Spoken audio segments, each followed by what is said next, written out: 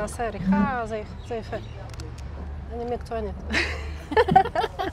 היום אנחנו נפגשים עם מלי. מלי החברה שלי. נכון. מלי עובדת בתיווך, בנדל"ן. קשה לי שאני איתך עם משקפיים. מלי, אפשר לשאול למה בחרת את המקצוע הזה? וואו. קודם כל, כן, תמיד אפשר לשאול. אבא שלי היה קבלן בניין. מאז שנולדתי לבית של יזמות ובתים וכאלה ופרויקטים. וליוויתי אותו, הייתי מאוד קשורה לאבא, אני עדיין קשורה לאבא, אבא שלי פשוט דימנטי כרגע והוא סיעודי. אבל הייתי מלווה אותו ורואה איך תוך חודשיים, שלושה פתאום בית נבנה. וזה ממש מרגש. עבדתי איתו גם, הייתי נותנת להצעות מחיר, עם כל מיני בעלי מקצוע וכאלה. והחיים, התחתנתי עם מישהו שהוא ספורטאי, והחיים הובילו אותי להיות בכלל בתחום של כושר, מאמנת. וואו. כן, אני נפצעתי, אז אני כבר לא כל כך וואו. אבל, עשיתי חציש ברזל, ואימנתי לשם ברזל, והייתי מדריכת ספינינג, אחרי פציעה שעברתי ניתוח הברך, למדתי פסיכותרפיה. ואז, אחרי 20 ומשהו שנה שאני בתחום, משהו קרה לי. כאילו, תמיד הנדל"ן היה איפשהו שם מאחור, ותמיד התרגשתי מזה, ותמיד רציתי, איך אבא שלי אומר, אני מתרגש לראות אנשים שגרים בבתים שאני בניתי להם, אז אני התרגשתי לחשוב על זה שאני אמצא לאנשים בית שהם אוהבים. אז באיזשהו מקום אני ממשיכה אותו, אבל אני עושה את זה כי אני אוהבת את זה, לא כי לאבא. אני עושה את זה גם כי אני אוהבת את זה, וגם באיזשהו מקום אני כאילו ממשיכה אותו. שזה עושה לי ממש טוב בלב, ואין יותר משמח מזה. למצוא לאנשים את הנכס שהם אוהבים, לעזור להם למצוא איזו השקעה טובה. כאילו אני חושבת שאני צריכה לגונן עליהם. כאילו את כל התחום שאני למדתי, הפסיכותרפיה והטיפול והקטע הזה, אני מביאה לדבר הזה, שזה מאוד מאוד הכרחי. כי את יודעת, למכור בית זה לא פשוט, במיוחד שאת יש לך זיכרונות וכל מיני דברים, גידלת שם ילדים, חווית חוויות, טובות, רעות, לא משנה. אז זה לא פשוט. אז אני עושה את זה מאוד נעים, מאוד נותן ביטחון לאנשים. זהו, בגדול. כמה שעות ביום את עובדת? אפשר לשאול? ברור. אני יכולה להגיד לך שאני ישנה אולי 5-6 שעות. באמת? וואו. כן. ומתוך זה אני עובדת. מה זה אומר? זה לא שאני כל היום מראה בתים ומוכרת בתים, אבל יש הרבה עבודה back office. זה פרסומים, זה לענות ללידים, לענות למיילים, משא ומתן. יש פה הרבה דברים שאת צריכה כאילו לנהל נכסים, בלי קשר רק להראות אותם. זה המון עבודה. אנשים חושבים שמתווך זה יאללה, בואו תראי סלון, בואו תראי מטבח. נכון.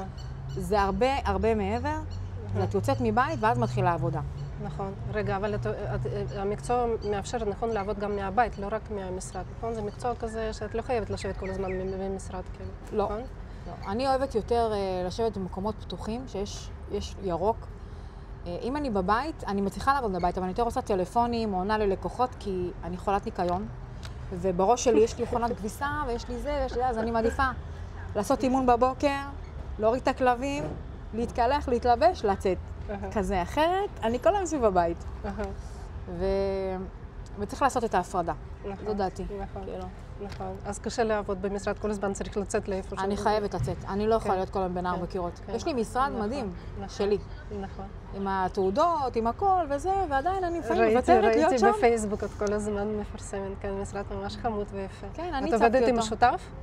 עם 3 שותפים. מקסימים. דרך אגב, את הדירה שלי, אני קניתי דרכם. כן? כן.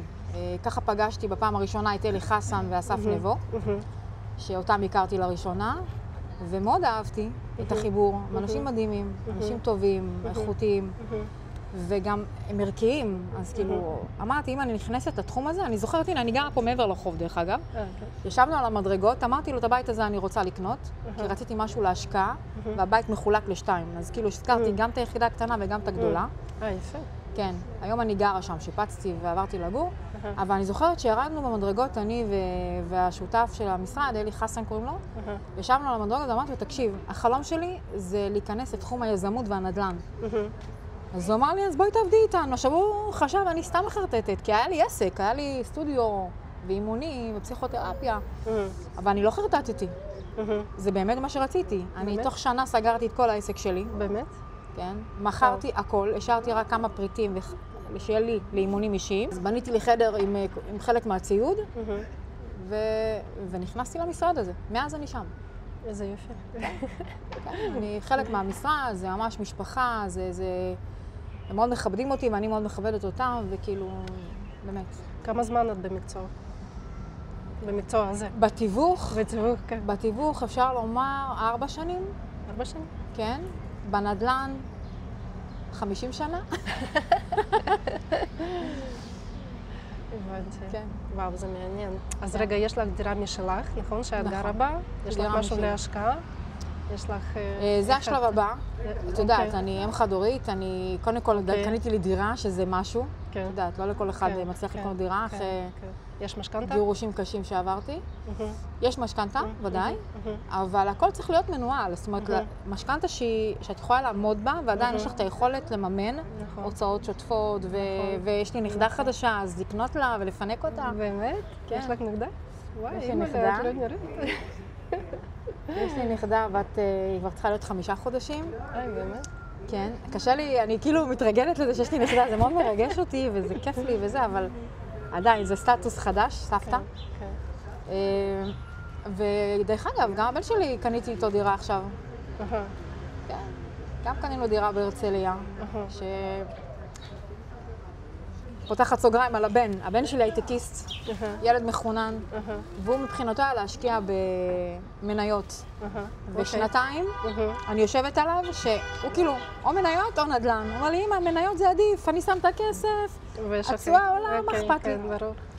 זה כשאין לך מספיק להון עצמי לקנות דירה, אבל כשיש לך, עדיף לקנות נכס. אבל איזה נכס קנינו? פינוי-בינוי. יפה. אז מה יותר טוב ממניות? אז רגע, זה התממש כבר הפינוי-בינוי? לא, עכשיו קנינו את זה, ממש לפני שבועיים. יפה. בהרצליה? בהרצליה, שעתידית זה הולך להיות פינוי-בינוי. מאיזה חברה? יש כבר משהו? לא זוכר את השם. יש לי את כל זה. חברה שהיא לא כל כך מוכרת, אבל חברה טובה, בדקנו עליה. תשמעי, יש דברים שאני מעבירה לאנשי מקצוע שהם מתמחים בזה, כמו למשל עורכת דין שהיא מומחית לפינוי-בינוי. אוקיי. מבינה? אני עובדת עם כמה עורכי דין, ולכל סיטואציה אני יודעת להתאים את העורך דין שמתאים. אז פה הייתה לי עורכת דין שהיא מתמחה בפינוי-בינוי, היא עושה רק פינוי-בינוי. אז העברתי לה את הנכס הזה, היא בדקה, היא אמרה לי, מה לי, הכל פיקס. איזה יופי. כן, הכל מדהים, ואתם יכולים להיות רגועים, זה באמת הולך לשם, ויש את ההיתרים ויש הכל. וזהו, וקנינו את זה במחיר, יחסית לנתניה זה מחיר גבוה. כמה קניתם? תדברי ישר. 2,750,000. 2,750,000, זה לפינוי-בינוי, שהוא ממש כאילו צריך לקרוא עכשיו, כנראה לפי המחיר, לא? ממש לא, זה ייקח עוד איזה 7 שנים. זה ייקח, זה לוקח זמן.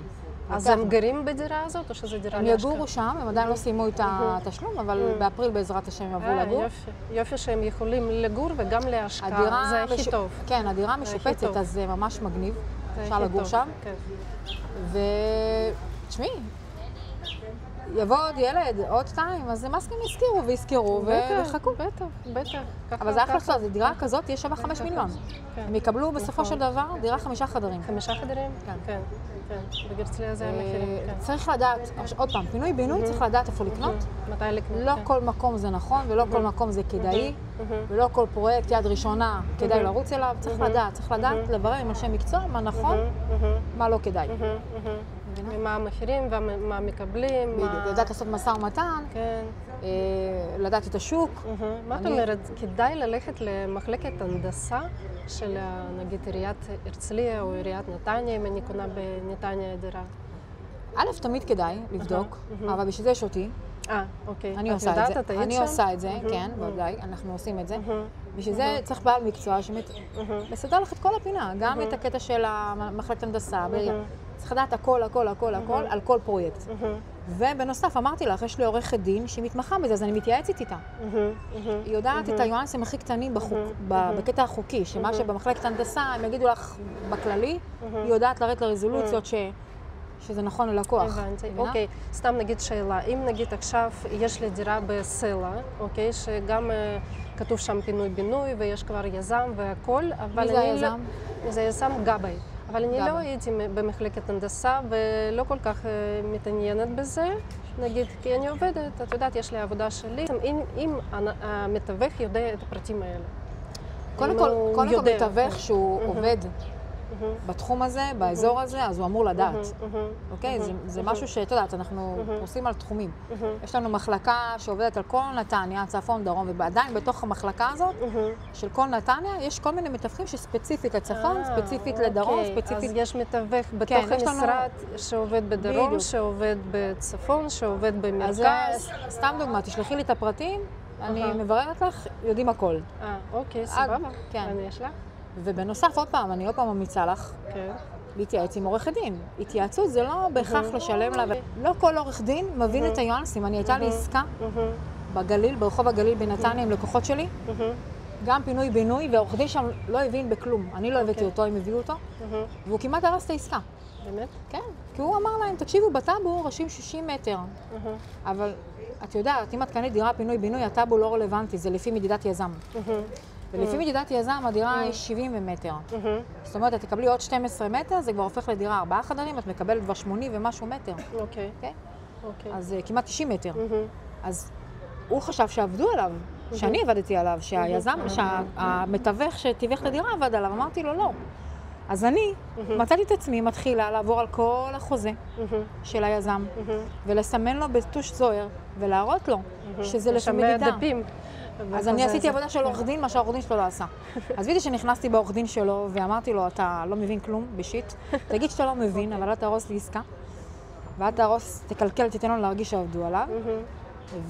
ועשיתי לו את כל העבודה, פשוט סימנתי לו במרקר את כל הדברים שהוא צריך לדעת, ושאף אחד לא עבד עליו, והוא באמת מקבל דירה כמו שהוא הבין שהוא צריך לקבל, וזה לפי מדידה ולא לפי טאבו, כי היום בפינוי-בינוי מודדים גם את המרפסות, מודדים הכל, מה שפעם לא היו מודדים את זה. גם את החדרי מדרגות, גם הרחבה שבתוך הבית, מודדים הכל. אוקיי. סבבה, הבנתי. אוקיי, הפינוי-בינוי זה נושא בטח מאוד מעניין, ואפשר לדבר עליו באמת בלי סוף, נכון? נכון. אוקיי, אז את מרוצה מהמקצוע שאת עובדת, נכון? זה מקצוע... מאוד. אני, תשמעי, מור גילי, אני בת 50 היום. אני תמיד עשיתי משהו שאני אוהבת. זאת אומרת, אני חושבת שאת עושה משהו ממקום שאת אוהבת, את עובדת במשהו שאת אוהבת, את עושה אותו הכי טוב, וגם מרגישים את זה. את קמה בבוקר עם חיוך, את הולכת לישון עם חיוך. אני לא אשקר, אני לא אגיד לך שיש רגעים קשים שנופלת לך עסקה, שהדברים לא מתקדמים כמו שאת רוצה, שלנסות לגייס נכסים ועושים לך ברקס. מתווך, לא, אני לא רוצה. אבל רגע, לא הכרתם אותי, אני לא מתווכת רגילה, כאילו כזה, רגע, שנייה, תכירו אותי. הם לא יודעים מי זאת מעלי לוי. הם לא יודעים מי אני. אז זה קצת קשה, ועל זה אני עובדת, אבל כשיש עסקה וכשסומכים עלייך ורוצים שאת תעזרי, אז זה מדהים, זה ממלא את הלב, ממש. נכון. אז בעצם שאלתי כמה שעות את עובדת. אז קיבלנו את התשובה שאת עובדת, נכון? עובדת הרבה שעות. את עובדת, כן, וזו עבודה שהיא בכיף, אז זה לא עבודה. ומתי שאני לא עובדת, את יודעת מי עובד בשבילי? השלט. נכון, כשאני ישנה השלט. נכון, השלט, ועוד הנכס שבעצם את קנית, נכס שאת קנית, נכון, הוא גם עובד בשבילך. כן, הוא גם... נותן לי ביטחון, שיש לי בית שלי, וכן, ויש לי לאן לחזור. נכון. ועכשיו השאלה האחרונה, אני חושבת, אם את מרוצה מהמשכורת. זה מאוד תלוי, תראי. יש חודשים שאת מרוויחה יפה. אני לא מקבלת, אז אומרים לי, השוק קפוא, אין עסקאות. תמיד יש עסקאות. אנשים מתחתנים, לצערי הרב גם מתגרשים. אנשים רוצים לשדרג, אז תמיד יש עסקאות. זה לא באותה עוצמה כמו שהיה בתקופות הטובות שלנו, אבל יש עסקאות. ולפי זה גם אני מקבלת, אוקיי? עכשיו, אני יכולה להגיד לך שיש חודשים שיכולה להיות עסקה אפילו אחת. אבל לא מסתכלים על פר חודש, מסתכלים על פר שנה. ופר שנה, ברוך השם, אני בסדר גמור. הייתי רוצה יותר, כי... אבל את מצליחה לקנות אוכל, את מצליחה להחזיק דירה. ברוך השם. את נראית ממש מצוין. זה לא... אני תמיד נראה מצוין גם כשאין לי. גם כשלא היה לי, תמיד חשוב לי לראות מטופחת ומסודרת. אני חושבת שזה אף אחד לא צריך לדעת. זו דעתי. כן. ומה אני מקבלת, את יודעת, מה זה לקבל יותר? לא, אני לא הייתי רוצה לקבל יותר. אני רוצה לקבל מה שמגיע לי, לפי מה שאני עושה, אבל מה שכן, את עושה גם הרבה עבודה מעבר, ואת לא תמיד מקבלת עליה. מה זה אומר? את לפעמים מלווה לקוחות, להמון נכסים, בסוף הם לא קונים. או שאת באה נותנת ייעוץ בחינם, ובסוף לא קורה עם זה כלום, או החליטו לא למכור. אז כאילו זה דברים שבאמת, זה שעות שאת נותנת מעצמך חינמיות, שלא תמיד קורה עם זה משהו. יכול לקרות, פתאום הם מחליטים כן למכור, ואז אומרים, מה לי הייתה מאוד מקצועית, בוא ניקח אותה. או להמליץ עליי. נכון. אז זה גם כן איזשהו שכר בסוף. אני חושבת שתמיד שאתה עושה טוב, זה חוזר אלייך, לא משנה באיזושהי צורה. מהשכן, מהחבר, מהלקוח עצמו. אז כן, ואני אגיד לך עוד משהו. יש לי רגישות מאוד מאוד מאוד גדולה לזוגות צעירים ולאנשים מבוגרים. נכון. אני כאילו מרגישה, כי זוגות צעירים הם מאוד תמימים, הם לא יודעים. הם לא באמת מבינים את השוק, ואת יודעת, יש מתווכים גם שמאוד מנצלים את זה. כנ"ל למבוגרים. אנחנו לא צריכה להגיד לך סיפורים שעושים למבוגרים. אז כאילו, הצורך שלי להגן עליהם, וממש לעטוף אותם, ואם צריך גם לעזור להם מבחינת העמלה, אז אני גם עושה את זה. וכשאני יודעת שקניתי איתם משהו, אז בי שהם מודים לי, זה וואו. כן, זה הכי מחמם את הלב, נכון? אחר כך. היה לי זוג עם 5 ילדים. וואו. גרו בדירת 4 חדרים. כן, אוקיי. והיא אמרה לי 10 שנים עד שהגיעה אליי. אני לא מאמינה שאני אצליח בכלל לעבור לדירה 5 חדרים, כי אני לא יודעת כמה אני יכולה למכור את הבית שלי, ואין לי את הכסף להוסיף. מבינה? כאילו איזה אתגר זה היה? לא יודעת למה, אמרתי לה, אני אגשים לך את החלום. אני אגשים לך את החלום. לא רק שמכרתי לה את הדירה מעל המחיר שכולם היו בהלם, מעל מחיר שוק, קניתי לי גם דירה, קניתי את הדירה גם מתחת למחיר שוק. זאת אומרת, עשיתי שם משא ומתן, שזה אפשר לה להתקדם לעוד חדר. והיום היא גרה שם עם הילדים, ומבסוטית ומרוצה מעל הגג. את בקשר עם הלקוחות?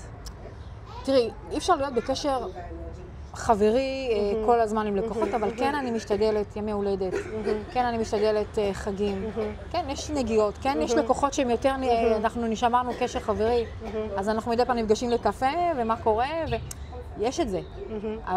אבל אף אחד לא באמת יכול להגיד לך 100 לקוחות או לא יודעת כמה, שהוא שומר איתם על קשר יומיומי, זה לא באמת. זה להגיד סתם, אבל כן חשוב לי לשמר מאגר לקוחות. שיהיה טעם טוב, שנשאר טעם טוב מהעסקאות שעשינו ביחד. כן, וגם אני באה לעסקה, אז אני באה, את יודעת, עם עוגה טובה מפה, דרך אגב מרולדין, עם הלוגו שלי ועם בקבוק יין, וזה, זוכרים את זה, זה נשאר טעם טוב. כן, זה ממש יפה. או איזו מתנה ככה אישית לבית. כן. יופי, מלי, אני שמחה מאוד. אני גם, הפתעת אותי. היה ממש כיף. מדהימה,